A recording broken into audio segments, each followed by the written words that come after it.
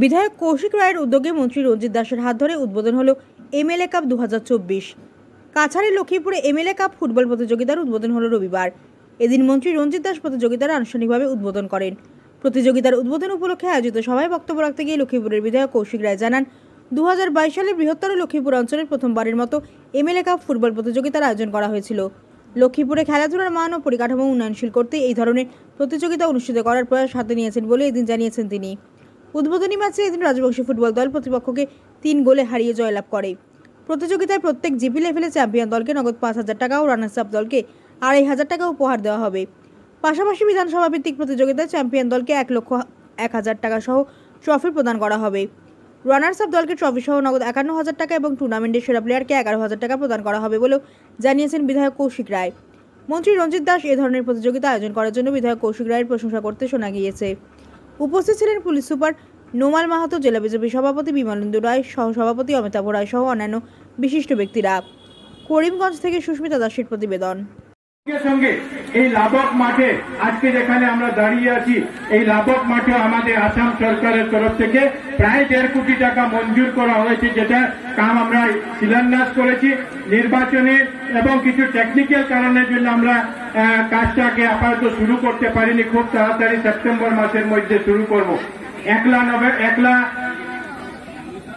March মাননীয় মুখ্যমন্ত্রী মহাশয় এখানে এসে আমাদেরকে বলে গেছে, আমরা যখন ওনাকে দাবি দিয়েছিলাম যেটাকে একটা ডিস্ট্রিক্ট স্পোর্টস স্টেডিয়াম যাতে স্পোর্টস কমপ্লেক্স যাতে আমরা তৈরি করতে পারি, সেটার জন্য মুখ্যমন্ত্রীকে অনুরোধ করেছিলাম।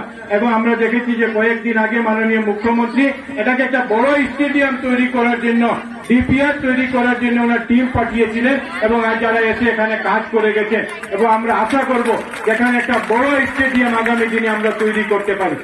এমএলএ কাপ লক্ষ্মীপুর যখন আমরা শুরু করেছিলাম, আমাদের একটাই উদ্দেশ্য ছিল যে শুধু লক্ষ্মীপুরের খেলোয়াড় যারা আছেন তারা এখানে অংশগ্রহণ করতে পারবেন। আমরা প্রতি 2022-23 সঙ্গে সঙ্গতি রেখে 2024-এও আমরা জিপি লেভেলে আমাদের টুর্নামেন্টগুলো অনুষ্ঠিত হবে। প্রত্যেক জিপিতে জিপি ভিত্তিক টুর্নামেন্ট হবে, আর জিপি ভিত্তিক টুর্নামেন্টে যারা বিজয়ী হবেন তারা বিধানসভা লেভেল এলএসি লেভেল যে টুর্নামেন্ট, সেই টুর্নামেন্টে তারা অংশগ্রহণ করবেন। যারা এই জিপি লেভেলে যারা বিজয়ী হবেন তাদের সবাইকে আমরা বিগত 2 বছরের মতো এই বছরও 5,000 টাকা করে প্রত্যেক জিপি লেভেলে চ্যাম্পিয়নদেরকে আমরা দেব। জিপিতে যারা রানার্স আপ হবেন তাদের সবাইকে আমরা 2,500 টাকা করে দেব। বিধানসভা ভিত্তিক যে টুর্নামেন্ট হবে, এই বিধানসভা যারা চ্যাম্পিয়ন হবেন এই এমএলএ কাপ লক্ষ্মীপুরের 2024-এ তাদেরকে আমরা 1,01,000 টাকা দেব। যারা রানার্স আপ হবেন এলএসি লেভেল ওনাদেরকে আমরা 51,000 টাকা দেব। যারা এখানে প্লেয়ার অব দ্য টুর্নামেন্ট যিনি হবেন ওনাকে আমরা 11,000 টাকা দেব। আর এটা আমরা গত 3 বছর থেকে এটা আমরা শুরু করে যাচ্ছি। আর গত 2022-এ যখন আমরা শুরু করেছিলাম 226টা টিম, যার মাধ্যমে 2,885 জন প্লেয়ার এটাতে রেজিস্ট্রেশন করেছিলেন। 2023-এ যখন আমরা করেছিলাম 248কে শ্রদ্ধা জানাচ্ছি, নমস্কার জানাচ্ছি এবং এই এমএলএ কাপ লক্ষ্মীপুর 2024-এর উদ্বোধনী অনুষ্ঠানে সবাইকে আবার স্বাগত জানাচ্ছি, অভিনন্দন জানাচ্ছি। আমরা 2022 সাল থেকে এমএলএ কাপ লক্ষ্মীপুর 2023 সালে এমএলএ কাপ লক্ষ্মীপুর 2023, আর এবার আমরা এমএলএ কাপ লক্ষ্মীপুর 2024 অনুষ্ঠিত করতে যাচ্ছি। আর আমাদের এটা উদ্দেশ্য হলো এটাই যে লক্ষ্মীপুরে খেলাধুলাকে একটু উন্নত মানকে উন্নত করা, লক্ষ্মীপুরে খেলাধুলার যে পরিকাঠামো সেই পরিকাঠামোকে উন্নয়ন করতে পারি, সেই চেষ্টা নিয়ে আমরা খেলাধুলা কাজ শুরু করেছি। আর আমাদের মধ্যে যাতে শরীর চর্চা, খেলাধুলার চর্চা যাতে অব্যাহত থাকে সেই চেষ্টা আমরা করে যাচ্ছি। আর এটার জন্য আপনাদের যেভাবে প্রত্যেক নাগরিকদের আমরা সাহায্য সহযোগিতা পেয়েছি, এই জন্য আপনাদের সবাইকে ধন্যবাদ জানাই। আর আগামী দিনে এই চ্যাম্পিয়নশিপকে যাতে সফল করতে পারি এই জন্য আপনাদের সবাইকে আমরা সহযোগিতা কামনা করছি।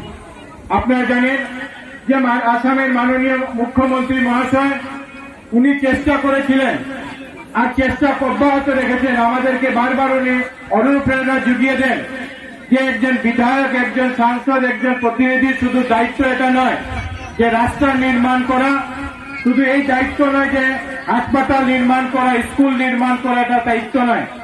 উনি আমাদেরকে বলেছিলেন, নির্দেশ দিয়েছিলেন যে আমরা যাতে আমাদের এলাকায় মানব সম্পদকে এগিয়ে নেওয়ার কাজ করি, হিউম্যান রিসোর্সকে এগিয়ে নেওয়ার কাজ করি। এবং এই নির্দেশ মধ্যে মাননীয় মুখ্যমন্ত্রী মহাশয়ের অনুপ্রেরণায় আমরা বিগত 3 বছর থেকে এই খেলাধুলার এই প্রজ্ঞা যোজনার মাধ্যমে আমরা আমাদের খেলাধুলার উন্নয়নের জন্য খেলাধুলার চেষ্টা আমরা করে গেছি। বিগত দিনে আপনারা জানেন যে আমরা আসাম ডাইরেক্ট রিক্রুটমেন্ট এক্সামের জন্য প্রজ্ঞা যোজনার মাধ্যমে 2000 অনুষ্ঠান হৈছে নিশ্চিত ওপৰত প্ৰশংসাযোগ্য। বিভিন্ন অনুষ্ঠানত মই CM কাপ দেখিছোঁ, CM কাপ অনুষ্ঠিত হৈছিল, কিন্তু MLA কাপ মই বেলেগত দেখা নাই। আজি ইয়াতে মই দেখাৰ এটা সুযোগ পাইছোঁ, গতিকে মই তেখেতক ধন্যবাদ জনাইছোঁ। আৰু মই আচৰিত হৈছোঁ যে এই MLA কাপ 2024 এই প্ৰতিযোগিতাত প্ৰায় 4028 গৰাকী খেলুৱৈ অংশগ্ৰহণ কৰিব। গতিকে এটা সমষ্টিত 4028 গৰাকী খেলুৱৈ অংশগ্ৰহণ কৰি যি প্ৰতিযোগিতা অনুষ্ঠিত হ'ব, নিশ্চিত ৰূপত এক ক্ৰীড়াৰ মনোভাৱ গঢ়ি তুলিবলৈ সক্ষম হৈছে কৌশিক ৰায়। আৰু ঠিক তেনেকুৱাকৈ আমি অসম চৰকাৰ আমি খেল মহাৰণ আয়োজন কৰি ফুটবল, ভলীবলকে আদি কৰি, কাবাডীকে আদি কৰি আমি যোৱা বছৰৰ পৰা খেল মহাৰণৰ আৰম্ভ কৰিছোঁ, যাতে সমগ্ৰ অসমত যুৱশক্তিক যাতে আমি যাতে ক্ৰীড়াৰ লগত জড়িত কৰি ৰাখিব পাৰোঁ। আৰু আগন্তুক দিনত মাননীয় মুখ্যমন্ত্ৰী ডক্টৰ হিমন্ত বিশ্ব শৰ্মা ডাঙৰীয়াৰ নেতৃত্বত আমি যাতে অসমখনক যাতে এটা ক্ৰীড়াৰ হাত কৰিব পাৰোঁ, যাতে এটা ক্ৰীড়াৰ ক্ষেত্ৰত এটা মণ্ডল কৰিব পাৰোঁ, যে জোন যাতে বনাব পাৰোঁ, যে অসমত যে ফুটবলকে আদি কৰি বিভিন্ন ক্ৰীড়াৰ চৰ্চা চলি থকা এটা পৰিৱেশ বনাব পাৰোঁ। তাৰ কাৰণে মুখ্যমন্ত্ৰী ডাঙৰীয়াই ইতিমধ্যে ইণ্টাৰনেশ্যনেল গেমকে আদি কৰি, নেশ্যনেল গেমকে আদি কৰি বিভিন্ন গেমছ অসমত অনুষ্ঠিত কৰিছে। আৰু সেইখিনি কথাই অনুকৰণ কৰি আমাৰ বিধায়কসকলে বা কৌশিক ৰায় ডাঙৰীয়াও এই যি আয়োজন কৰিছে, এইটো মই ভাবোঁ যে লক্ষীপুৰৰ ক্ষেত্ৰত এইটো ক্ৰীড়াৰ এটা মহাৰণ। কাৰণ 4028 গৰাকী ফুটবলাৰে ইয়াতে অংশগ্ৰহণ কৰিছে। মই তেখেতক আহ্বান জনাম, ছাজেশ্যন দিম, এই 4028 গৰাকী খেলুৱৈৰ পৰা তেওঁ এটলিষ্ট 30জন ভাল ছুপাৰ মডেল যাতে তেওঁ সৃষ্টি কৰিব পাৰে। কাৰণ 30 গৰাকী যদি খেলুৱৈ যদি তেওঁ ভাল খেলুৱৈ সৃষ্টি কৰি দুটা যদি দল তেওঁ গঠন কৰিব পাৰে, তেওঁ লক্ষীপুৰ একাদশ বা বিধায়ক লক্ষীপুৰ একাদশ বা কৌশিক ৰায় একাদশ, তেতিয়াহ'লে সমগ্ৰ অসমতে এই লক্ষীপুৰৰ নাম বিৰাজমান হ'ব পাৰিব। আৰু নিশ্চিত ৰূপত 4028 গৰাকীৰ ভিতৰত 30জন তেওঁ ল'ৰা ইয়াৰ পৰা ভাল উৎকৃষ্ট ল'ৰা তেওঁ সৃষ্টি কৰি পেলাই তেওঁ অসমত যাতে লক্ষীপুৰত যে ফুটবল খেলৰ ক্ষেত্ৰত লক্ষীপুৰৰ এক উল্লেখযোগ্য ভূমিকা আছে, সেইটো যাতে প্ৰতিষ্ঠা কৰিব পাৰে। তাৰ কাৰণে